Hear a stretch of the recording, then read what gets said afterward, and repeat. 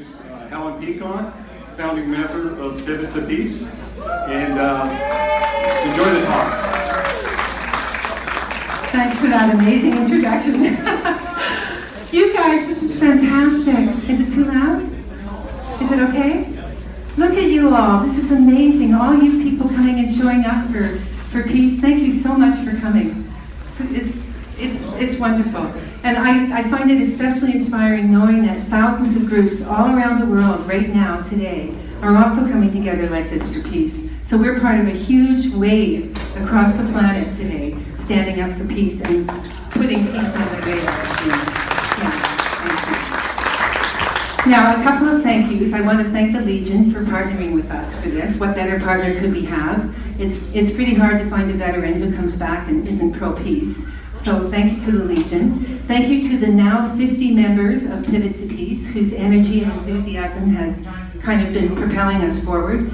And a huge, huge thank you to the members of the organizing committee. They have been incredible. The talents and the skills and the energy that they have brought to making this evening happen has been amazing. They've even been throwing in their own money. Oh, we need a website, I'll get that. So, oh, we need posters, I'll get that. Just amazing. So could we have a round of applause for the organizing committee? You guys know who you are. I was going to make them stand up, but I got no. We're standing up. Oh. Now, I want to tell a few stories tonight. I want to tell you the story of a taxi driver in Jordan, and I want to tell you a short story about a young man in Mozambique. And I want to tell you the story about how International Peace Day, September 21st, came to be. But before I start, I'll give you a brief Cole's version of how Pivot to Peace came to be formed. I'm using two hands here. This is like ambidextrous. It started about a year and a half ago when we watched this very poor quality, grainy debate on whether war could ever be justified. And on the left was Lieutenant Pete Kilner, 28 years in the military, PhD in education, and a professor of ethics at West Point. And on the right is David Swanson, one of the founders of World Beyond War, and a Nobel Peace Prize nominee for the last 4 years. And the debate was, is war ever justifiable? And at the beginning, going into this debate, watching it for the first time, I had thoughts like, well, yeah, I guess so. I mean, the Second World War, right? We had to stand up to Hitler, right? And thoughts like that. But by the end of the debate, all of my kind of presumptions had been were up for grabs. We learned so much in this debate that we started to question what we had been taking for granted. And it motivated us to learn more. And I went to 2 international conferences on peace, the Rotary International Conference, which was fabulous, and then several months later, an international conference that was sponsored by Canadian Voices of Women for Peace, some of you might be familiar with that, and World Beyond War, and Code Pink, and a number of other peace organizations. And we learned a tremendous amount.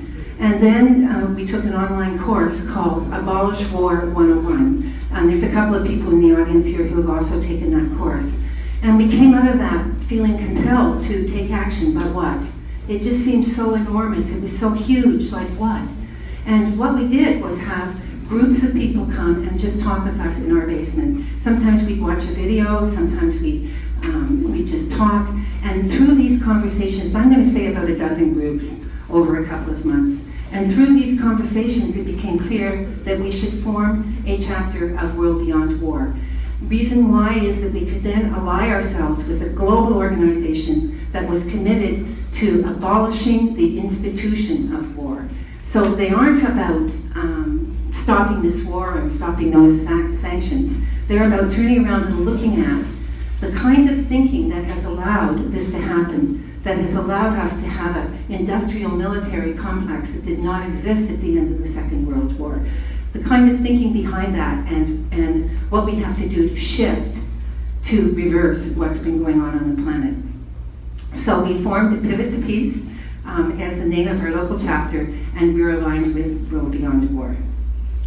Now, this is about peace tonight, and I could go on for an hour or two about what's happening on the planet around war. But tonight is peace, and we want to celebrate peace. So I have only one slide with just 3 summary points about what's been happening on our planet since the Second World War. 250 major wars. How many people knew that? Would you have guessed 250 major wars since the Second World War? And how many wars do you think are going on right now? Anybody care to hazard a guess? 40. 40 wars are going on today, even as we speak. 40. And do you know how much it's costing us? This is incredible. $2 trillion a year in taxpayer money is now being spent on war and the preparations for war. $1 trillion from the United States, $500 billion from their allies, NATO, including Canada, and the other $500 billion from the rest of the world. $2 trillion. Yet taxpayer money is going into the war machine. And this is the real important connection that we have to make. War and the preparations for war are the top global polluter and leading contributor to the climate crisis. And we're all aware of the climate crisis. I mean, we're finally getting some action happening around that. And the top global contributor is war. And yet they're often exempted from key environmental standards that other industries are expected to follow. So just as a small example, the US Department of Defense alone creates more toxic chemical waste than the world's 5 largest chemical companies combined. Just as an example. So the irony of it, $2 trillion taxpayer dollars going into an industry that is destroying our planet and contributing to the environmental crisis we are facing. So it's no wonder that the United Nations this year decided that for International Peace Day, the theme was going to be climate action. Climate action. And the vision is that we live in harmony with each other and with the environment. Every year they choose a theme. This is the theme for this year. It's just so important that we recognize that when we want to deal with the environmental crisis, we also have to be dealing with the crisis of war. So I'm going to show you a little video clip, a promotional clip from the UN about the International Day of Peace. We discovered this afternoon that you couldn't actually hear the UN people when they're talking. You might be able to, but it didn't come across on the loudspeaker, but it doesn't matter. You don't have to hear them. The important thing is to get the sense of the energy and the joy that people are bringing to celebrating International Peace Day.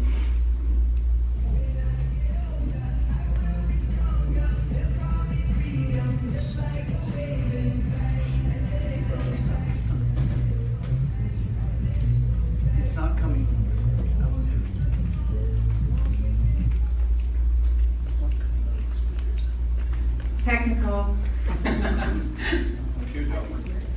We did do this afternoon.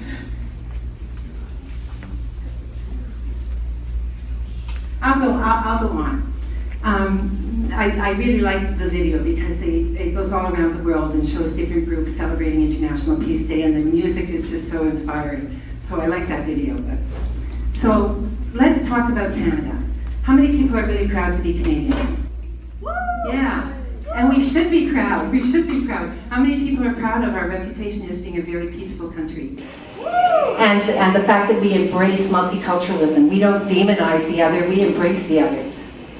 We should be proud. Yeah. So every year, the Institute of Peace and Economics, they've been doing this for 10 years, using economic data, economic matrix, they measure the peacefulness of countries around the world. And this is data, entirely data-based. And every year they publish a global peace index. So where do you think Canada is? 1. Oh yeah, people know. So we're number 6 on the global peace index. And so I was thrilled that we were in the top 10, but I was a little disappointed that we weren't in the top 5, given that their summary report talks about the top 5 and the bottom 5. But then I thought, let's add population. And when we add population, we can see that these are very small countries. And Portugal is the largest of the top 5, and it's 2/3 the size of Ontario. So these are very small countries. We have 37 million people spread across a vast geography, and I think that makes us a real testament to the possibility of living peacefully on the planet today. I think that we kind of represent that to people around the world. I wanted to talk to you about the taxi driver in Amman. 4 of us, all Canadians, got in this cab, and I was in the front seat with the taxi driver. And when he found out that he had 4 Canadians in his cab, he was over the moon. He was so excited, he could hardly, I thought we were going to have an accident. Like he was shaking with his hands on the wheel. Because his dream was to take his wife and his 3 kids and move to Canada.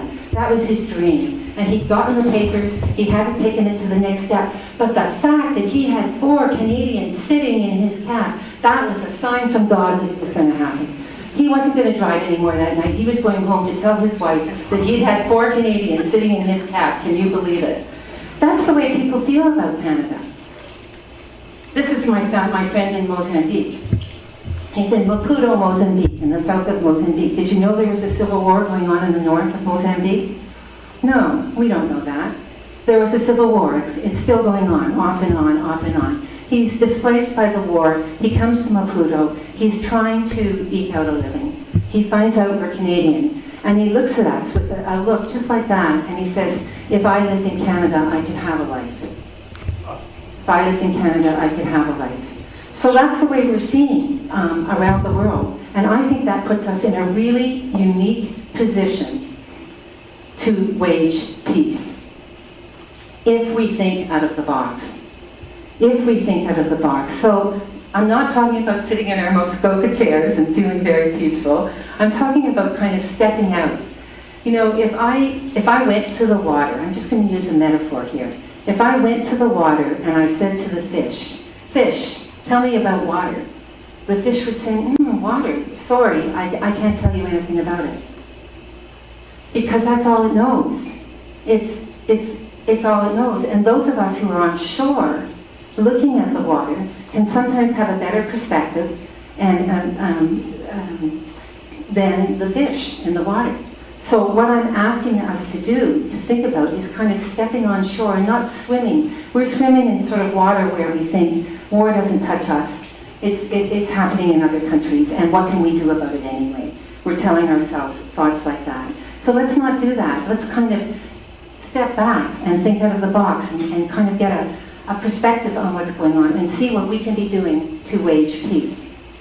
So I thought I'd start with a few questions that I could suggest that we ask. We have an election coming up. We could be asking our politicians and our leaders this.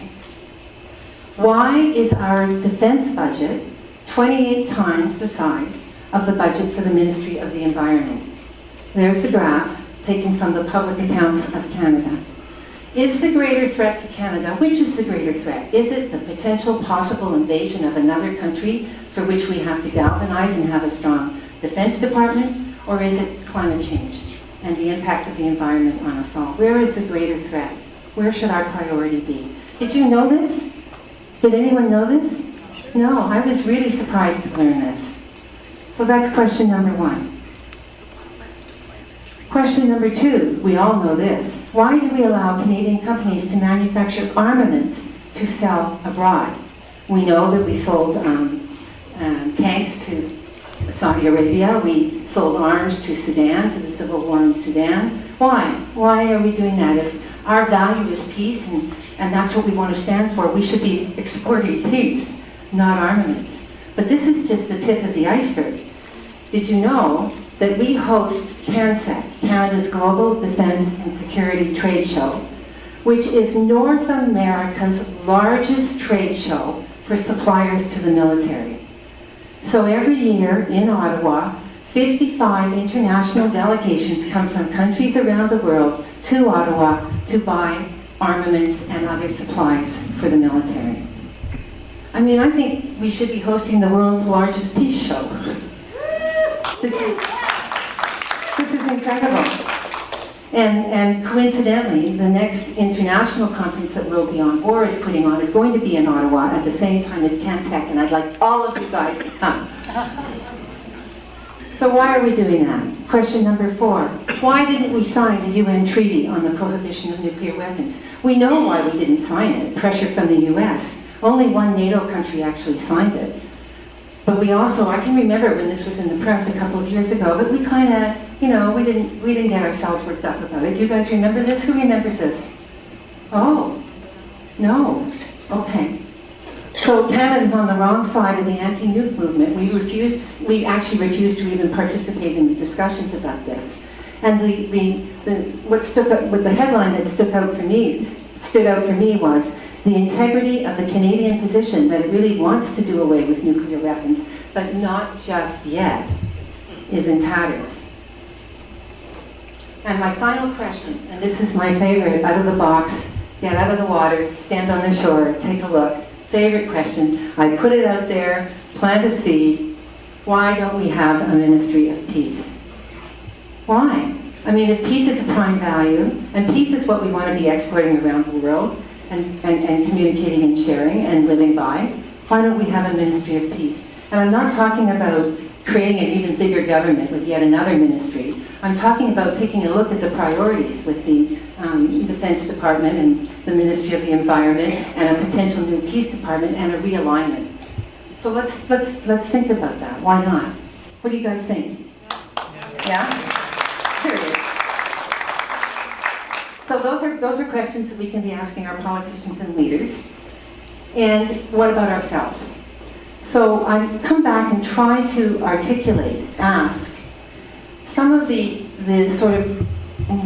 original debate and some of the learnings that followed had me asking these questions. Is war really inevitable? I mean, people say it's inevitable, it's part of human nature, there's always been war. Is it really inevitable? Is it really justifiable? Is it really necessary? Is it really beneficial? Is it really a last resort? It's being sold to us as a last resort. Really?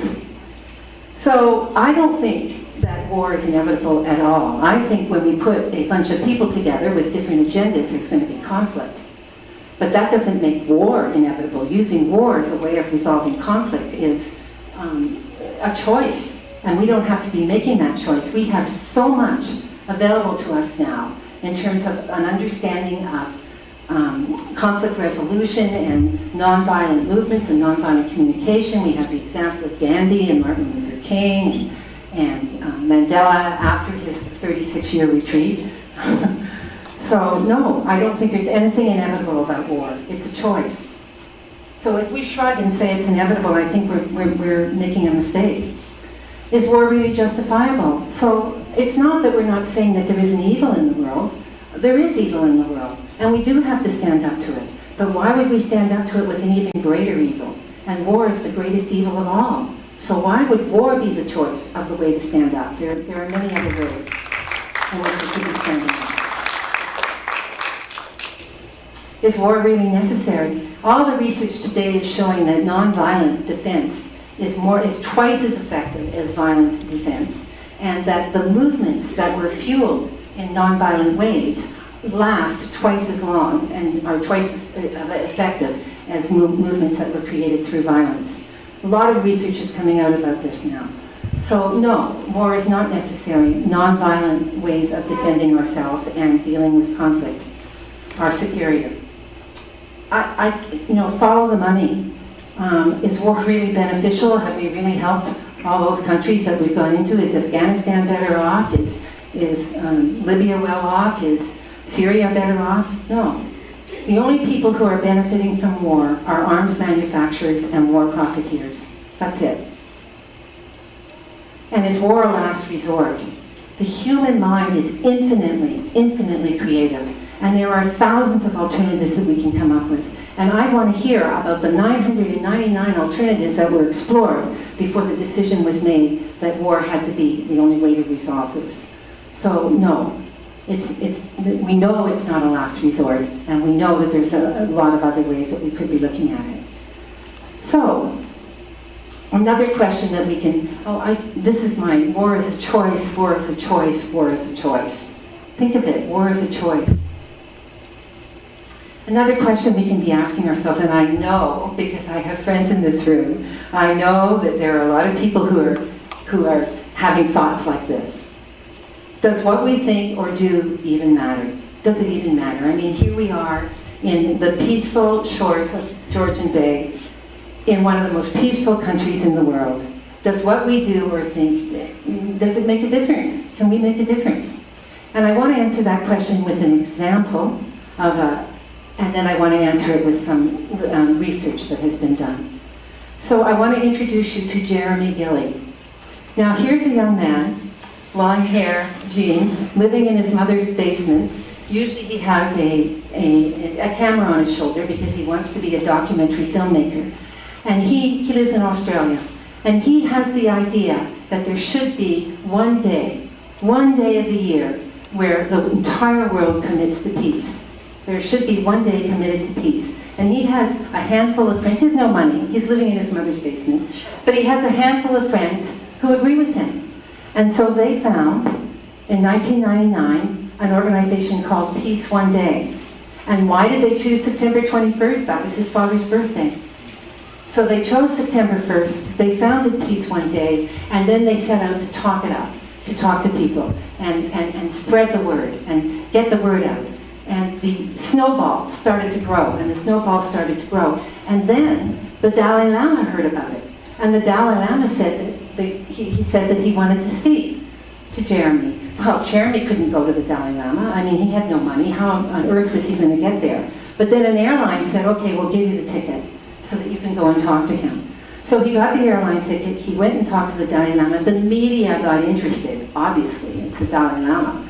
The media got interested and started writing it up, and it went around the world. And just 2 years later, this is what's so phenomenal, just 2 years later, the United Nations unanimously adopted September 21st as the annual day of peace on the planet.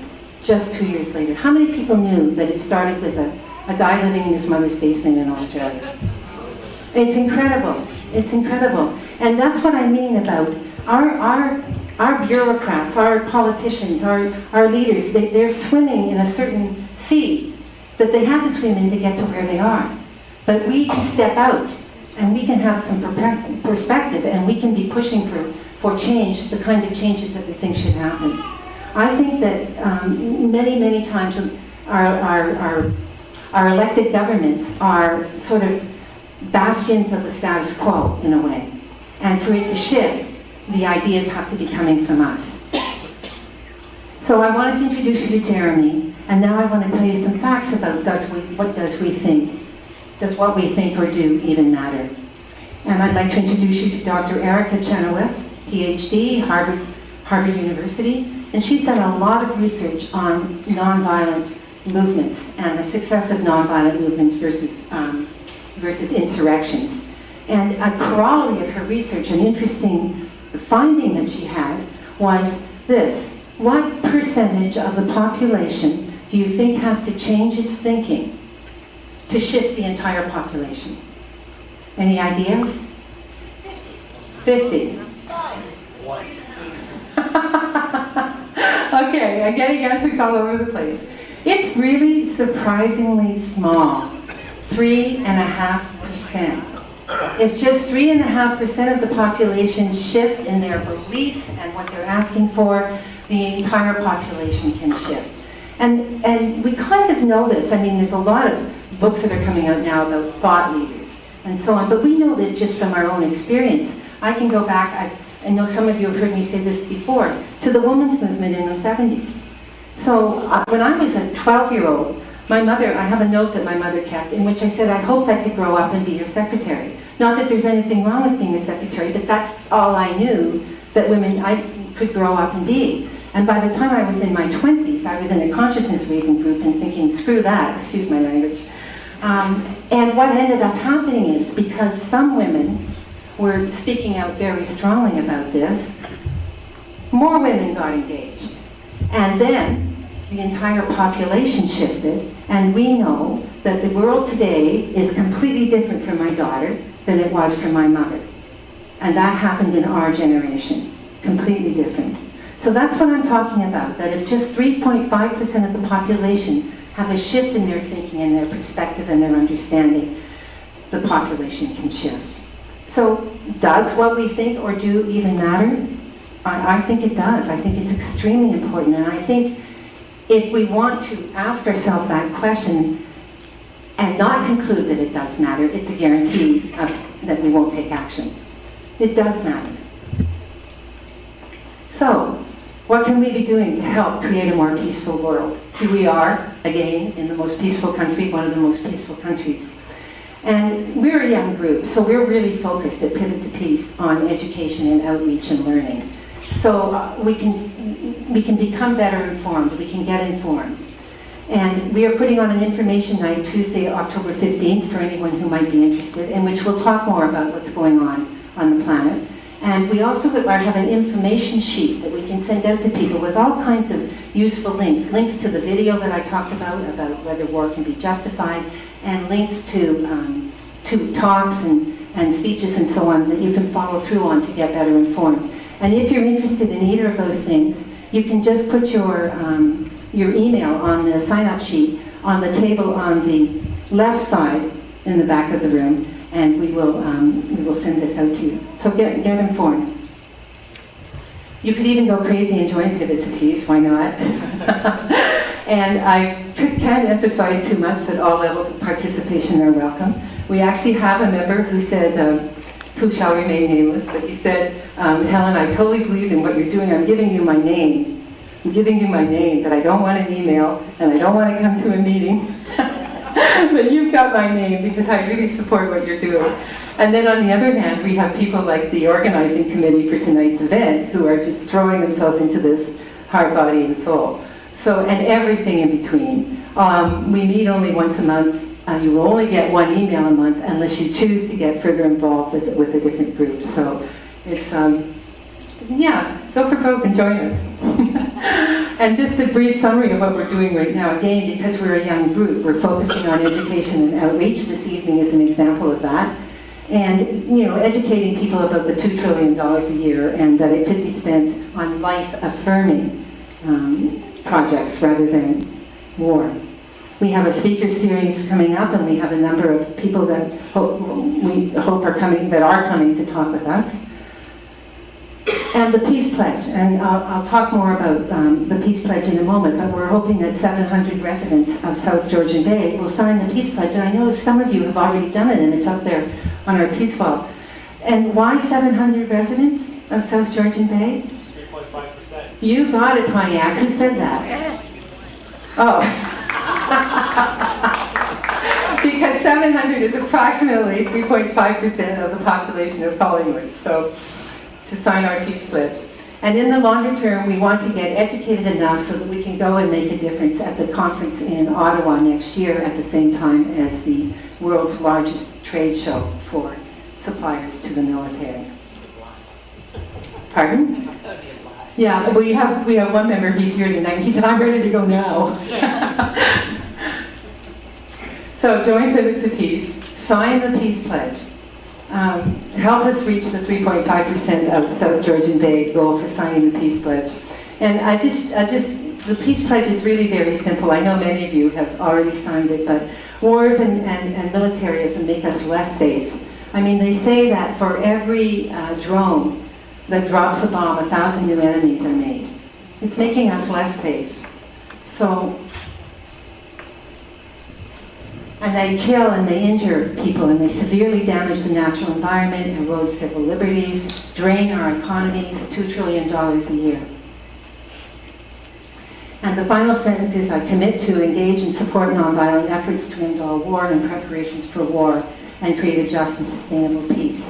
And again, that's an internal commitment. That's not, you're not going to be asked to demonstrate something you've done in the outside world. We're talking about this internal commitment. I stand for peace. I stand for peace. So, sign the Peace Pledge. And when you do sign the Peace Pledge, it would be awesome if you taped it up to our Peace Wall. Oh, I wanted to tell you, when you sign the Peace Pledge, you add your voice to increase the impact and influence of the global effort to end all wars.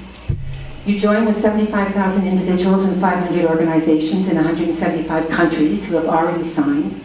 You support Nobel Peace Prize laureate Archbishop Desmond Tutu, and I have a video of him imploring us to sign the Peace Pledge. And we'll show that at the information night in a few weeks. And you know that you are making a difference. And I also think I should add, because I'm sure some of you are thinking this, your information will not be shared, and you do not have to receive any subsequent emails unless you actually opt in. You'll see on the Peace Pledge you can actually opt in. Now, the Peace Pledges are sort of this light blue paper, And there's some of them that are on the tables, and if you don't have any left on your table, they are back on the information desk in the corner in the back of the room. So, sign the peace pledge, post it on the peace wall, or anything else you want to say about peace, a note, a drawing, what peace means to you. We've got post-it notes that you can write on, or you can actually draw right on our peace wall over there on the left. And this is going to be a visual memory for us of this evening tonight. We're going to take a picture of it. We're going to have it for next year because we're in this for the long term. So please post something about what peace means to you, or your signed peace pledge on the wall. Q&A. Q&A? Oh. Okay, so before I close, Annie, very subtly, would like me to find out if any of you have any questions. Do we have any questions? Yes. How many of these groups exist in Canada today? There's a very strong, you mean chapters for World Beyond War? There's a very strong chapter in Vancouver, very, very strong. And there's a chapter in Toronto that's getting going. They have very young people running it, and they're very busy. And there's one in Hamilton. And there's a couple in the east. I don't think there's a chapter in Ottawa right now. Any other questions? Okay, so why? Why? Why are we? Why? And the answer is very simple. We're doing it for the children. I mean, do we think we're going to end war in 2 years? No. It's going to take a bit longer. It might take a generation. I don't know. But we're doing it for the children, for the babies that are all on the planet today. And I'd like us to just listen to their voice. If we can. Light a candle that shines all the way around the world. Light a candle for me, light a candle for you. That our wish for world peace will one day come true. Light a candle.